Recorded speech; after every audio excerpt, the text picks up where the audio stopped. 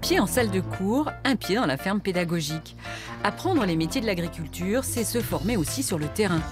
À 2 pas de Besançon, le lycée Granvelle de Dannemarie mise sur l'expérimentation pour transmettre les connaissances. Et déjà, au début des années 70, les élèves enfilaient les bottes. Nous allons essayer d'établir un diagnostic du sol qui nous permettra par la suite de choisir les façons culturales, les engrais, les amendements et les cultures qui permettront l'amélioration des qualités du sol et les plus hauts rendements. Près de 50 ans plus tard, la méthode reste la même. C'est le discours des enseignants qui a évolué.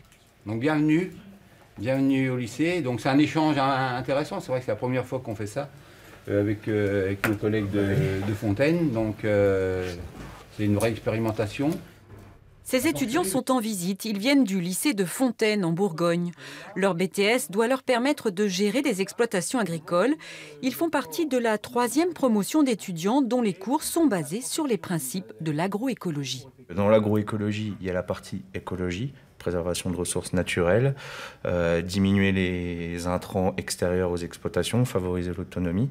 Et il y a la partie aussi agronomie, c'est-à-dire avoir des systèmes aussi de production techniquement performants. Donc c'est vraiment jouer sur tous les tableaux, entre guillemets, techniquement performant, socialement durable, économiquement intéressant et puis écologiquement soutenable. C'est un peu ce qu'on appelle la triple ou la quadruple performance des exploitations. Cette réforme de l'enseignement agricole découle en partie d'une impulsion gouvernementale. En 2014, la loi d'avenir pour l'agriculture, l'alimentation et la forêt, défendue par Stéphane Le Foll, est adoptée par l'Assemblée nationale. Toute cette loi et toutes ces discussions portent en eux ces changements importants pour l'avenir de l'agriculture. L'enseignement agricole, c'est aussi ce qui va permettre demain de construire ce projet sur l'agroécologie. C'est aussi un enseignement qui doit évoluer. Et c'est pourquoi on a intégré d'ores et déjà dans ce qu'on appelle les référentiels de l'enseignement agricole tous ces éléments nouveaux qui vont être introduits, mis en œuvre, enseignés, que les exploitations agricoles de l'enseignement agricole vont être aussi des éléments de démonstration des nouveaux modèles de production, de cette nouvelle conception de l'agriculture. Pour le lycée agricole de Dannemarie, enseigner à produire autrement, c'est un changement dans la continuité. Depuis les années 2000, la ferme pédagogique a arrêté de labourer pour préserver les sols. Autre conviction, les antibiotiques, c'est pas automatique. Aujourd'hui, le tarissement ici, il est réalisé quasiment sans antibiotiques. C'est-à-dire qu'on va prendre systématiquement le dernier contrôle laitier que l'on a eu. On va regarder la numération cellulaire de chaque vache. Et fonction du moment où on va tarir, si elle a plus de 100 000 cellules par millilitre de lait, on appliquera effectivement un antibiotique. Par contre, si elle est en dessous des 100 000 litres de cellules par millilitre de lait, on appliquera seulement un obturateur. Point.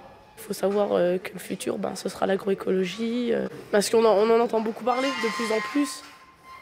Alors qu'avant, moi je vois mes grands-parents, on leur dit ça, c'est quoi, ils ne savent pas.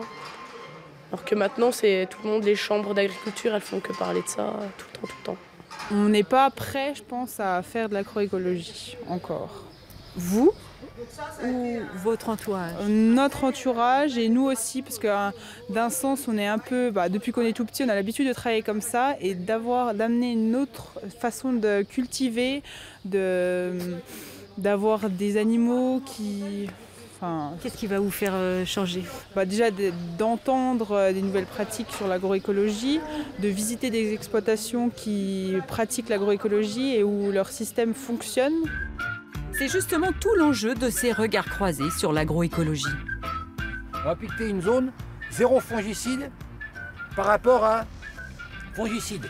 Puis on va également faire des mesures de rendement. Ça aussi c'est intéressant. Quelques jours plus tard, cela sera au tour des Francs-Comtois d'aller en Bourgogne.